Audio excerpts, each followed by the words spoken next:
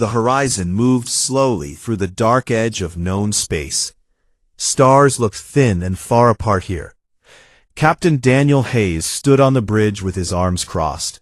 He was 42 years old, tall, with short brown hair that was starting to turn gray at the sides.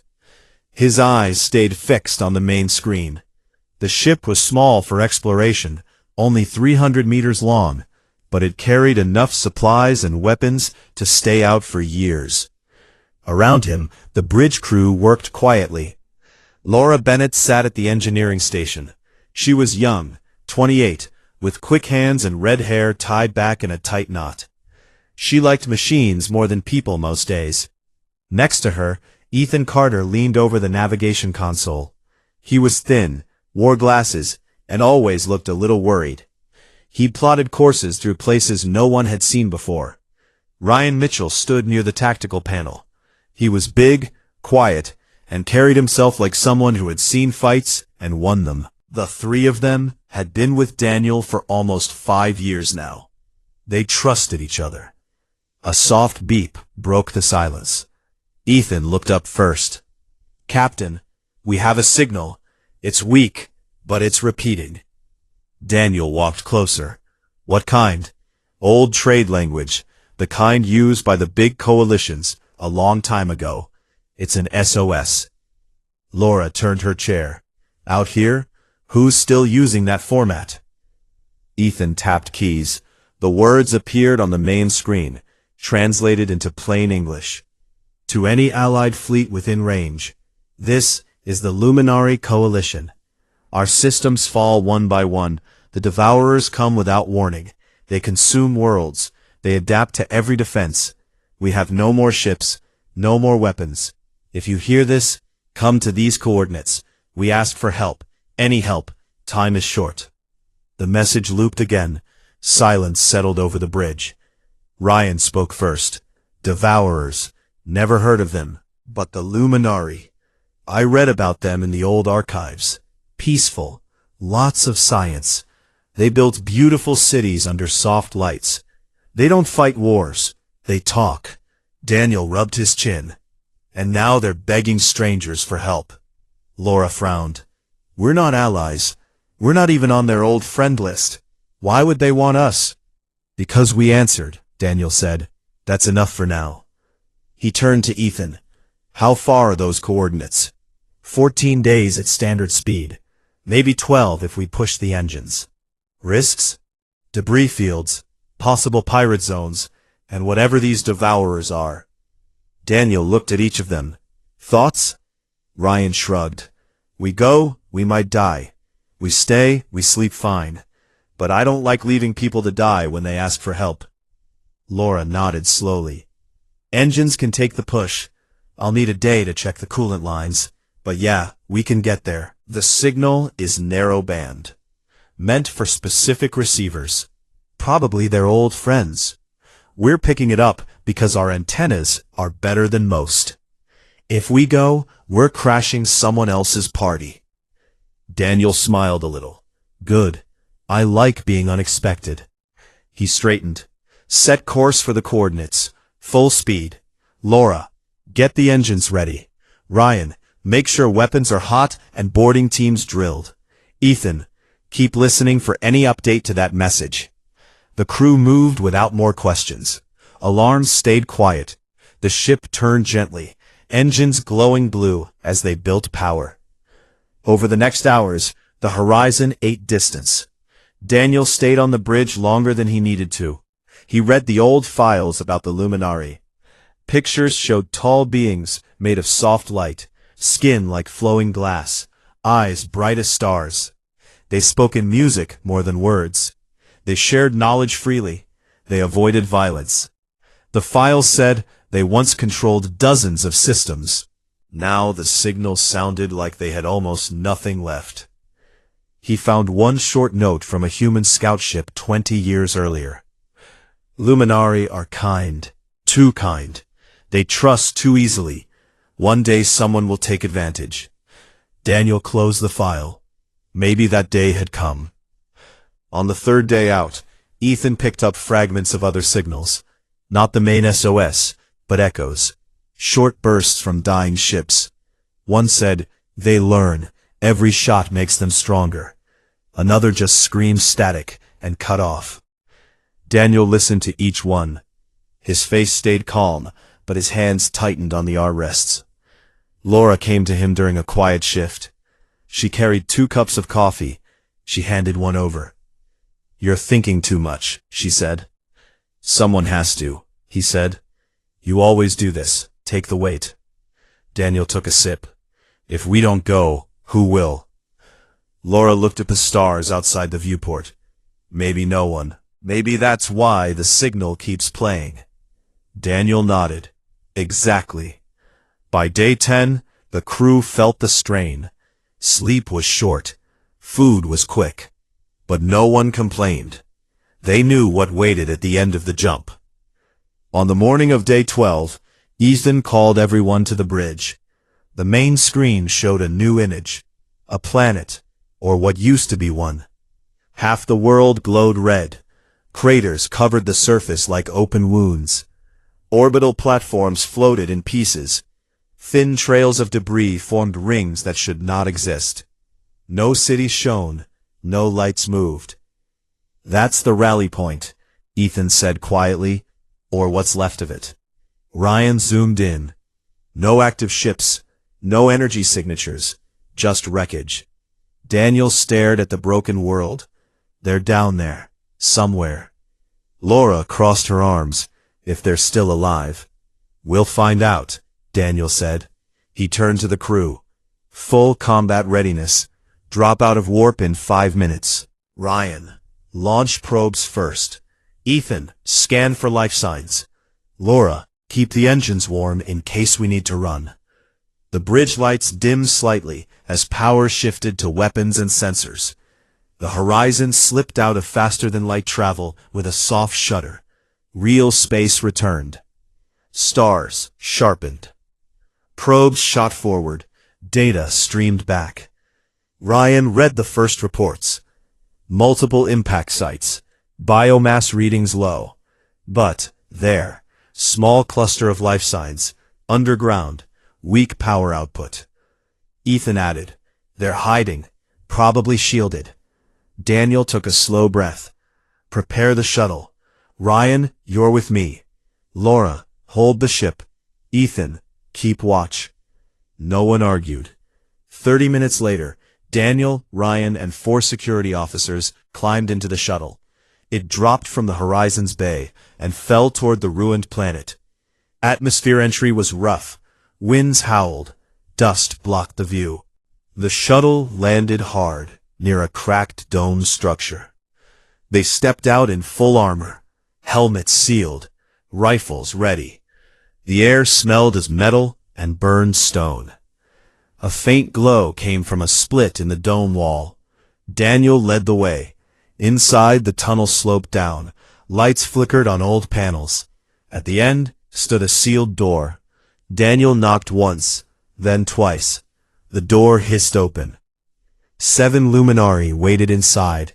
Tall, thin, their skin gave off pale blue light that pulsed slowly. The leader stepped forward. His voice came like wind through glass. "You came." Daniel took off his helmet. "We heard your call." The Luminari looked at each other. Their lights dimmed a little, almost like surprise. "You are not sentinels, not ethery." "No," Daniel said. "We're human." The leader tilted his head. "We know little of humans, only stories, short lives, loud voices, much anger. Some of that is true." The Luminari elder looked past them to the tunnel, then back. "The Devourers come again soon. They never stop. We have no more strength." Daniel met his eyes. "Then we'll stand with you until we do." The elder's light brightened just a fraction. "You do not know what you face." "Maybe not," Daniel said. "But we know what we do when someone asks for help." Outside, far above, the first shadow moved across the broken sky. Something large, something hungry. The shuttle sat on the cracked landing pad outside the broken dome. Dust swirled in slow circles around its landing legs. Inside the underground shelter, the air felt thick and cool. The Luminari stood in a loose half-circle. Their bodies gave off a gentle blue glow that lit the stone walls. The elder who had spoken first was named Vale. He was taller than the others, with thin arms that ended in long, delicate fingers. His light pulsed slower than the rest, like a heartbeat that had grown tired. Daniel Hayes stood with his helmet under one arm. Ryan Mitchell stayed close behind him, rifle still in his hands, but pointed down. The other 4 security officers formed a line at the door. No one moved fast. No one raised a voice. Vale looked at Daniel for a long time. His eyes were like small stars inside clear glass. "You are human," he said again. The words came out soft, almost like music played on old strings. "We sent the call to our friends. The Aethery, the quiet ones of the Vale, not this." Daniel nodded once. "We know, we're not on your list, but we heard you anyway." One of the younger Luminari stepped forward. Her glow was brighter, more nervous. Her name was Lyra. The Devourers do not care who answers. They only care that something lives. Then they eat. Ryan shifted his weight. "How many of you are left here?"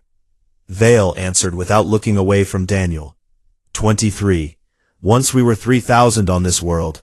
Now 23 hide in tunnels and wait. Daniel took a slow breath. "We have a ship in orbit. The Horizon. 300 crew, weapons, supplies.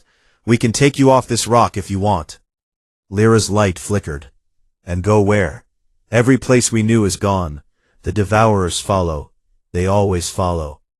"Then we fight them here," Daniel said, "until we can't anymore." The Luminari looked at each other. Their lights changed colors for a moment, blue to faint violet, then back. It was the way they talked without words. Vale finally spoke. "Come, see what remains." He led them deeper into the tunnels. The walls were smooth stone carved long ago. Old lights still worked in some places. They passed empty rooms that once held gardens under artificial suns. Now the gardens were dry dirt. They passed halls where crystals used to sing data across the coalition. The crystals were dark and cracked. At the end of the main tunnel was a wide chamber. A large view screen covered one wall. It showed the sky above.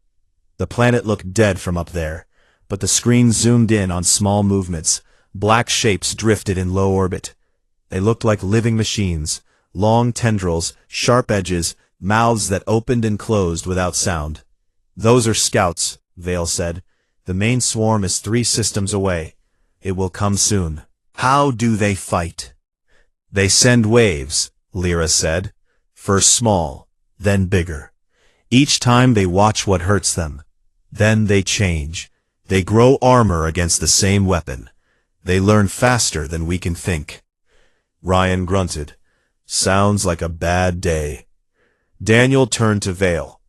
"What weapons do you have left?" Vale waved a hand. A small panel opened in the wall. Inside were a few energy lances, thin tubes that glowed faintly.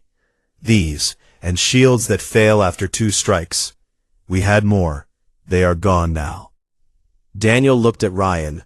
Ryan gave a small nod. "Okay," Daniel said. "We'll start with what we brought." He touched the comm unit on his wrist. "Horizon, this is Hayes. We're inside with survivors. 23 Luminari. No immediate threat, but scouts in orbit. Send down 2 more shuttles. Full loadout. Extra power cells, medical kits, and the heavy crates from Bay 3. Laura's voice came back clear. "Understood, Captain. Shuttles away in 10 minutes. You want the big guns?" "Everything we can carry," Daniel said. "And tell Ethan to keep scanning. I want to know the second anything bigger than those scouts moves." "Copy that." Daniel looked back at Vale. "We're not leaving you here to die." Vale's light dimmed. "You speak of help, but you do not know the cost." "Then tell me," Daniel said. Vale led them to a smaller room. A table stood in the center. On it was a crystal sphere the size of a human head. Vale touched it. Images appeared inside. Worlds burning, ships breaking apart, swarms covering stars like oil on water. The Devourers are not alive the way we are, Vale said. They are machines that eat life to make more of themselves. Every system they take becomes part of them. They do not hate. They do not fear. They only consume. Daniel watched the images. How long have they been doing this? Centuries, Vale said. We fought with words first. Then with ships. Then with silence. Nothing worked. Lyra added, we thought our old allies would come. The Sentinels have strong crystal fleets. The Etheri fly faster than light without engines. We waited. Daniel met her eyes. They didn't come. No, she said. No one came. Until you. The first shuttle landed soon after. It brought food packs, water filters, and crates of weapons. Ryan's team carried them down the tunnels. The Luminari watched in silence as humans set up portable lights, charged power cells, and placed heavy repeating cannons at the tunnel mouths. Laura came down on the second shuttle. She carried a tool bag and a data pad. She looked around at the glowing aliens, then at Daniel. Nice welcoming committee, she said. Daniel gave a small smile. They're scared. Be nice. Laura walked over to Vale. I'm Laura, engineer. I fix things. Maybe I can make them last longer. Vale hesitated, then led her to the generator room. Soon, she was on her knees, pulling panels open, talking to herself about voltage drops and coolant leaks. Outside, Ethan's voice came over comms. Captain, movement. 3 scout clusters just linked up. They're forming a bigger shape. Looks like they're testing the shields around the outpost. Daniel walked back to the main chamber. The view screen showed the black shapes joining together. They looked like a single creature now, long and sharp. Ryan, Daniel said, get everyone to stations. We're not waiting for them to knock. Ryan nodded. He spoke into his comm. All teams, combat positions. Heavy weapons first. Light infantry cover the flanks. The humans moved fast. They dragged crates into place. They checked sights on rifles. They set motion sensors in the upper tunnels. His light stayed steady, but his fingers moved in small, worried patterns. Daniel stood next to him. You don't trust us yet. I trust your intent, Vale said. I do not trust your victory. Daniel looked at the screen. Fair enough, but we don't run from fights, not when someone asks us to stay. A low rumble came through the stone. The ground shook once, then again. They are here, Lyra whispered.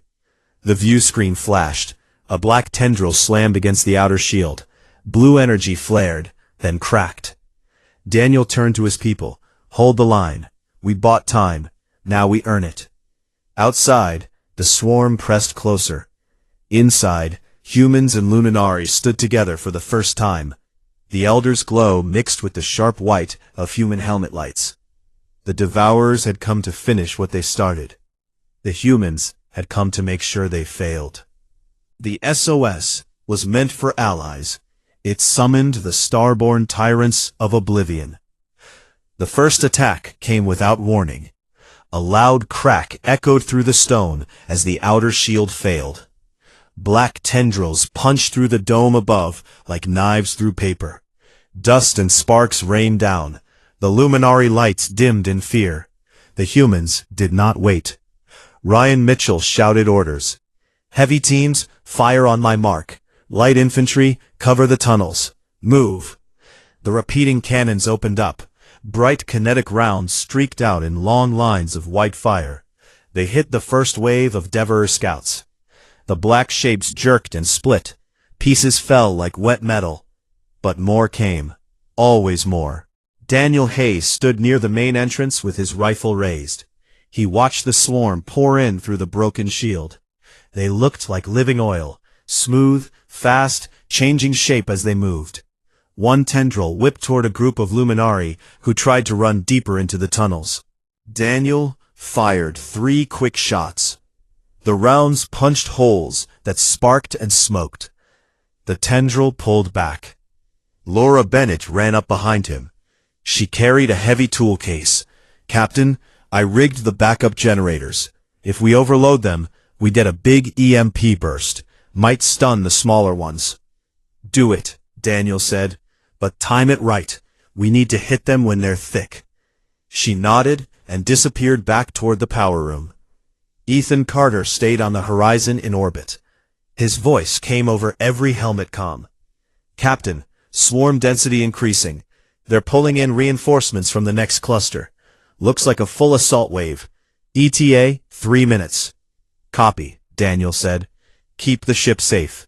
If we go down, you pull out and warn Earth." "Not planning on that," Ethan replied. "I've got probes feeding real-time data. You're holding for now." In the chamber, the fight grew louder. Ryan led a squad forward. They pushed a barricade of metal crates closer to the breach. 2 security officers named Kyle and Maria dragged a missile launcher into place.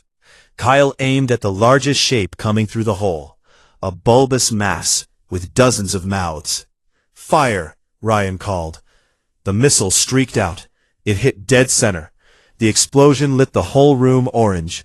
Chunks of Devourer flew in every direction. Black fluid sprayed across the walls. For a moment, the swarm hesitated.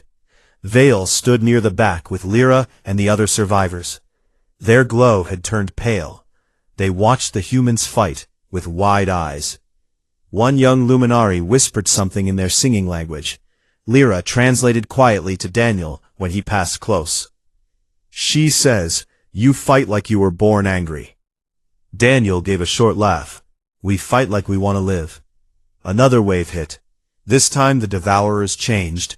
The holes from the kinetic rounds closed faster. New armor plates grew over their skin in seconds. The cannons slowed their advance, but did not stop it. Laura's voice came over comms. "Overload ready in 30 seconds. Get clear of the main generator tunnel." Daniel waved his arm. "Fall back to secondary positions. Ryan, cover the retreat." The humans pulled back in good order. They fired as they moved. Ryan stayed last, emptying a full magazine into the closest tendril. It screeched, a sound like tearing steel, and pulled away. Laura hit the switch. A deep hum filled the air. Then a sharp pulse of white light flashed through every open space. The Devourers froze. Their movements stuttered. Tendrils dropped. Mouths opened and closed without purpose. "Now!" Daniel shouted. The humans charged back in. Rifles barked. Grenades rolled forward and burst in bright flashes. Ryan led a small team straight into the breach. They planted shaped charges on the thickest parts of the swarm still trying to push through. The explosions ripped holes in the living mass. Black fluid poured out like oil from a broken pipe. For the first time, the Devourers pulled back. Not far. Just enough to regroup outside the dome. Vale approached Daniel. His light was brighter now, almost steady. "You hurt them. They have not retreated in a long time." Daniel wiped sweat from his face. "We surprised them. That won't last." Lyra joined them. "They will adapt. Next time the EMP will do less. The rounds will bounce more." "Then we change too," Daniel said. "We always do." He turned to Laura. It was already checking damage on one of the cannons. "Can you mod the railguns? Something to overload their adaptation?" Laura thought for a second. "Maybe. If I mix the frequency on the plasma lances with variable kinetics, randomize the impact pattern." They can't learn what they can't predict. "Do it," Daniel said. "Fast." She grabbed 2 engineers and disappeared toward the weapon crates. In orbit, Ethan watched the tactical display. The swarm was pulling back to low orbit. They formed a new shape, a long, spiked sphere that spun slowly. "Captain, they're building something.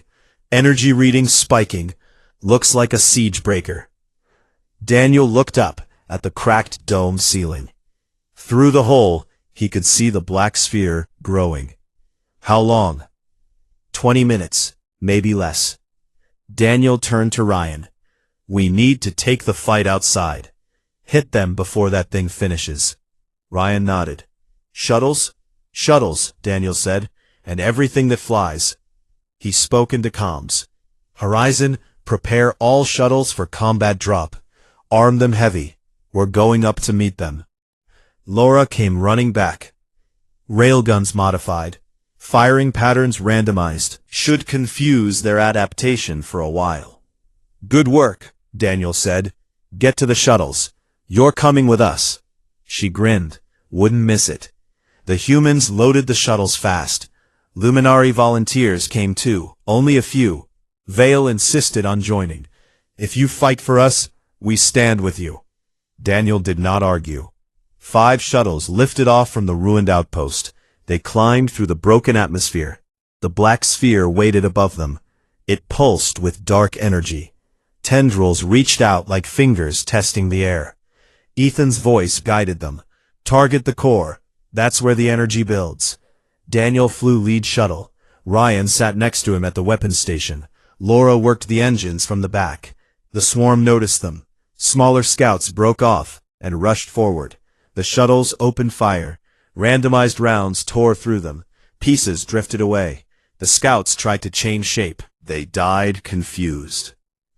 The main sphere fired a beam. It missed the first shuttle by meters. The heat scorched the hull. Alarms screamed. Evasive, Daniel called. The shuttles broke formation. They danced through the debris field of old orbital stations. The swarm chased. Humans used the wreckage like cover. They fired from behind broken platforms. They looped around dead satellites.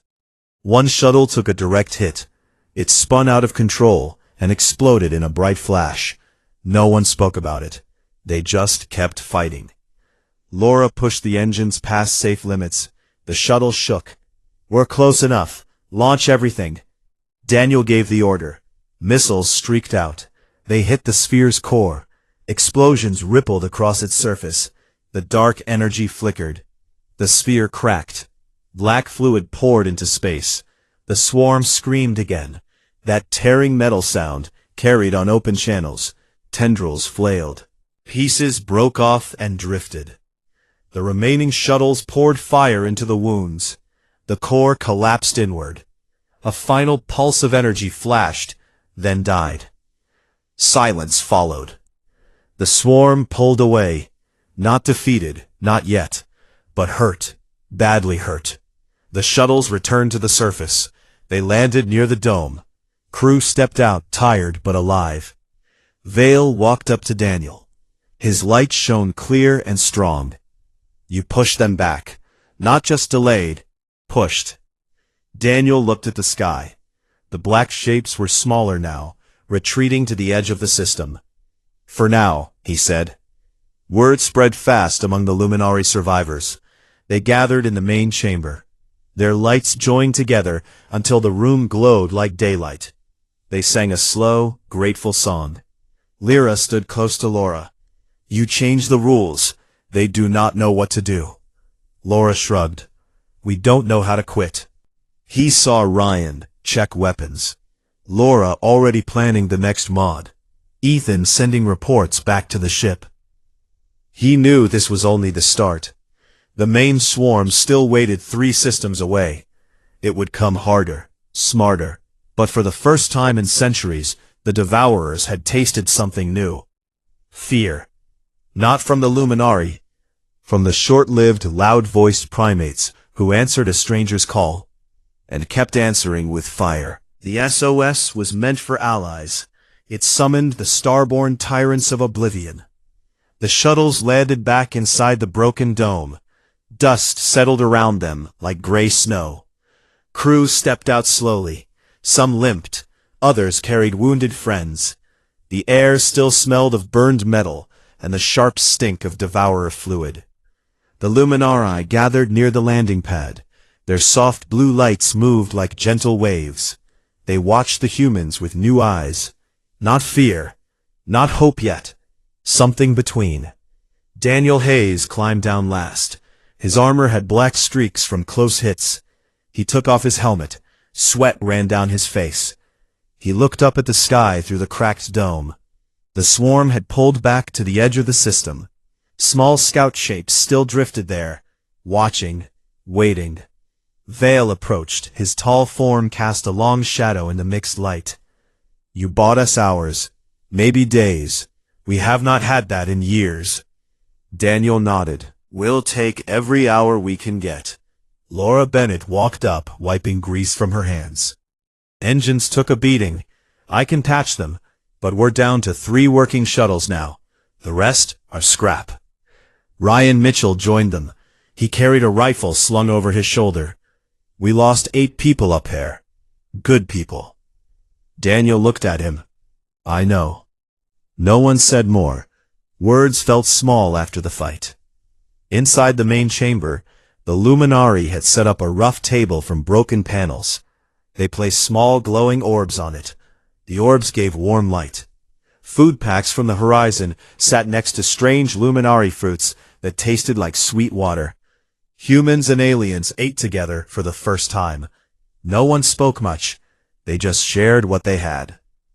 Lyra sat near Laura. She touched the engineer's arm lightly. "Your machine saved us. The pulse you made, we have never seen anything like it." Laura gave a tired smile. "We make things to break bigger things. That's our trick." Vale stood at the head of the table. He raised one long hand. His voice carried through the room like soft wind. "We thank you. We did not expect this. Our call was for old friends, friends who share our way. You came instead. You fight a different way." Daniel looked up. "We fight to win."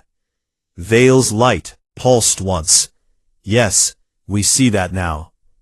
Ethan Carter's voice broke in over the comms from the horizon. "Captain, new contact. Multiple signatures dropping out of warp at the system edge. Big ones. Really big." Daniel stood fast. "Numbers?" "Counting now. 15 capital ships, dozens of escorts. They're broadcasting an old human military code, pre-expansion era, the kind we stopped using 200 years ago." Ryan frowned. "Old code? From when?" "Oblivion campaigns," Ethan said. "The ones against the rogue AI swarms. The fleets that never came home." Daniel felt cold run down his back. Every child on Earth did. The fleets sent out to erase threats that could end everything. Ships built too big. Crews trained too hard. Orders simple. End the danger. No retreat. No prisoners. No mercy. He touched his comm. "Ethan, hail them. Use standard channels." "Already trying. They're responding. Audio only." A new voice came over the speakers. Deep. Calm. Like stone grinding on stone. "This is Admiral Nathan Brooks, commanding the Eclipse Battle Group. We received an automated relay ping from an old beacon network. The SOS signal reached deep storage archives. Protocol activated. We are here." Daniel took a slow breath. "Admiral, this is Captain Daniel Hayes, Horizon Exploratory Vessel. We answered the distress call first. 23 Luminari survivors on the surface. Devourer swarm pushed back for now, but they're regrouping." Silence for a moment. Then the Admiral spoke again. "Understood, Captain. Your presence is noted. We will handle the primary threat." Daniel looked at Ryan. Ryan raised one eyebrow. "Handle?" Ryan said quietly. Vale stepped closer. His light dimmed. "Who are these voices?" Daniel met his eyes. "More humans. Old ones, from a time when we fought things like this before." Outside, the sky changed. First one star seemed to grow brighter. Then another. Then a line of them. The Eclipse Battle Group arrived in formation. The lead ship alone was bigger than anything the horizon had ever seen. A black wedge longer than 10 kilometers. Guns lined its sides like teeth. Smaller ships moved around it like guards. All dark. All silent. No running lights. No signals except the steady pulse of active weapons. The luminaries stepped outside to watch. Their glow looked small against the arriving fleet. Lyra whispered, "They are monsters." Daniel heard her. "No, just old tools, built for one job." A shuttle dropped from the eclipse. It landed near the dome, without ceremony. The ramp opened. A figure in heavy black armor stepped out. He removed his helmet. Tall man. Gray hair cut short. Face lined with old scars. Eyes cold blue. Admiral Nathan Brooks. He walked straight to Daniel. No salute, no handshake. Just a nod. "Captain Hayes, Admiral." Brooks looked past him at the luminary. His face did not change. "Your signal woke the archives. The old protocols do not ask questions, they answer." Daniel kept his voice even. "We've been holding here. We hurt them, but the main swarm is still coming." Brooks turned back. "We know. We scanned the system on approach. Swarm core is in the next sector. Biomass equivalent to 3 gas giants. Adaptive matrix at 98% efficiency." He paused. "Your actions delayed them. That buys efficiency. Efficiency matters." Vale stepped forward. "We are grateful for more aid, but we ask, what are your terms?" Brooks looked at him like he was studying a map. "Terms are simple. The Devourer's end. All of them. No survivors, no samples, no mercy. After that, your coalition, if anything remains, falls under human protection. Full compliance. No independent fleets. No secret pacts. We do not share power with things that invite extinction." The words hung in the air. Lyra's light flickered. "You speak of dominance." Brooks did not blink. "I speak of survival. Yours, ours, everyone's." Daniel felt the weight of it. He had answered a call for help. Now the answer had grown bigger than the question. Brooks turned to him. "Your ship stays in support. Your crew has proven useful. But command shifts to me. Effective now." Daniel met his eyes. "Understood, Admiral." Brooks nodded once. He looked up at the sky where the swarm waited. "We move in 1 hour. Full purge. Prepare your people." He walked back to his shuttle without another word. The ramp closed. The shuttle lifted off.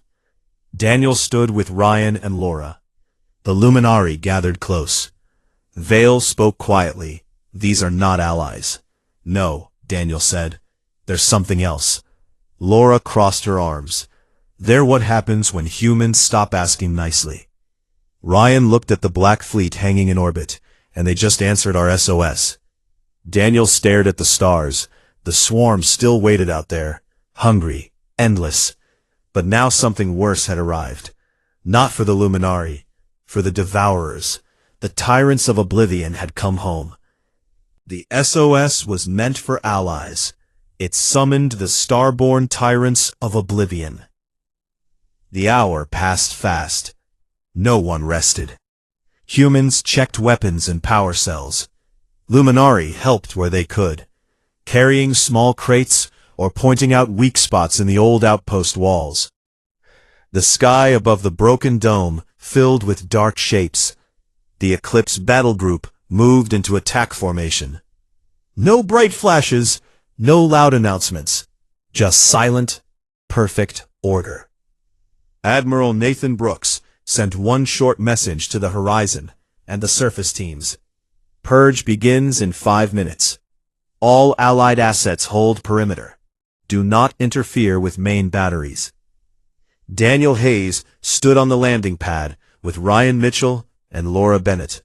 Vial and Lyra waited nearby. The luminary lights looked small next to the black hulls hanging in low orbit. Laura looked up. "They're not even asking for our help anymore." Daniel kept his eyes on the fleet. "They don't need it." It came from the biggest ship, the Eclipse.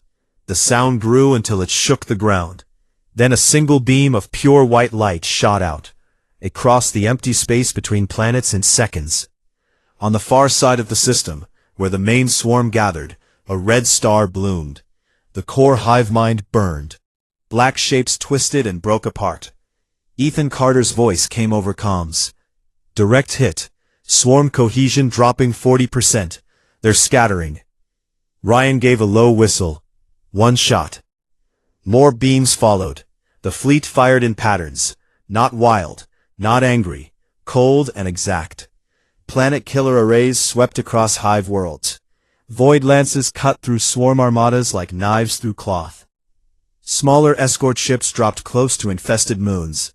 They launched mechanized infantry, tall walkers with heavy cannons, and soldiers in thick armor. The troops moved in straight lines. They burned infestation sites with wide flames. No hesitation. No pause to check for survivors. Vale watched the distant flashes. His light pulsed uneven. This is not war. This is erasure. Daniel turned to him. It's what they were built for. Lyra stepped closer. We asked for help, not this. You asked to live, Daniel said quietly. They make sure nothing threatens that again. The swarm tried to fight back. They adapted fast.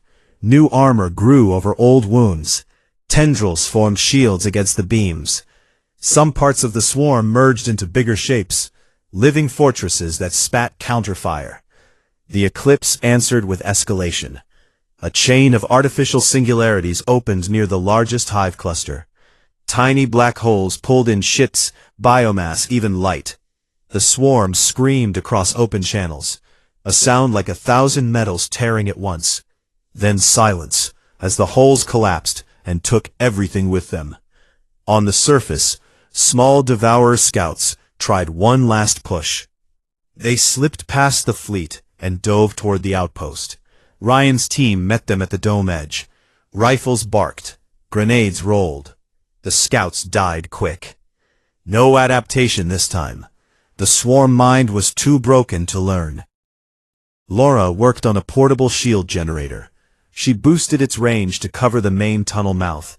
If any get through, they hit this wall first. Vale watched her. You still fight, even when the end is near. Laura looked up. The end isn't here yet. Above them, the fleet finished the job. The last hive fragments burned out in low orbit around a dead gas giant. No pieces escaped. No spores drifted free. The Admiral's ships swept the system with sensor nets. Anything that moved got a lance through it. When the firing stopped, quiet fell. Real quiet. No hum of engines. No swarm screams. Just stars and the slow spin of wreckage. A shuttle landed again. Admiral Brooks stepped out alone. His armor still looked clean. Daniel, Ryan, Laura, Vale, and Lyra waited. Brooks stopped in front of Vale. Threat neutralized. All Devourer biomass eradicated within 12 systems. Residual spores destroyed. No regrowth possible. Vale's light steadied. You ended them. Brooks nodded once. That is the protocol. He turned to Daniel. Your crew performed adequately, Captain. The Horizon will return to Earth space for refit. You may keep command. Daniel met his eyes. And the Luminari? Brooks looked at the tall, glowing beings. Sanctuary offered. One world in human space. Full protection. In exchange, full integration.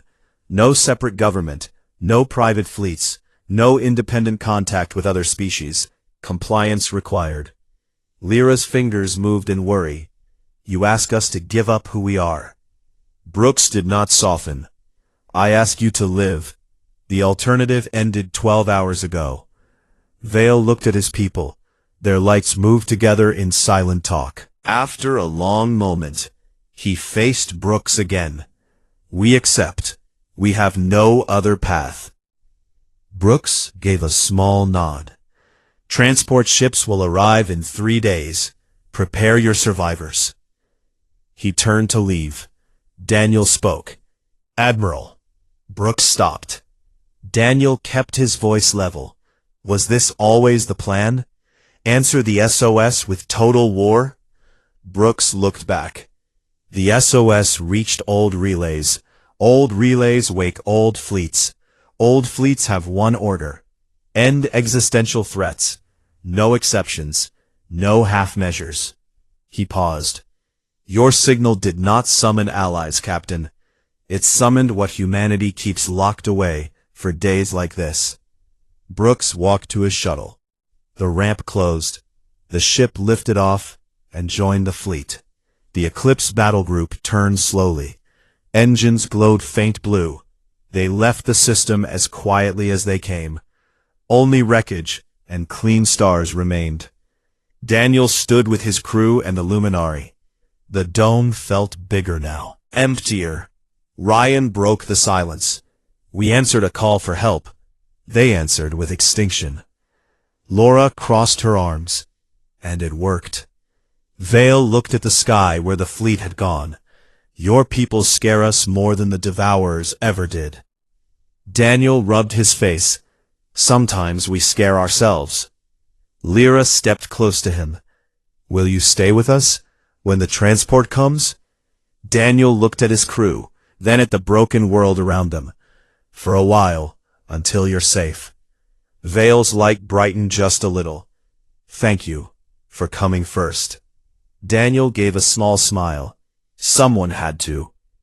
They walked back inside. The tunnels felt warmer now. Lights stayed on. Voices mixed. Human and Luminari. Plans formed for the move. Supplies counted. Wounds bandaged. Outside, the stars watched in silence. The void stretched empty and clean. The Devourers were gone. A new order had begun. Not gentle, not kind, but final. The Tyrants of Oblivion had spoken, and the galaxy listened. On the bridge of the horizon later that night, Daniel stood alone. He looked at the main screen. It showed the empty system. No red alerts, no movement.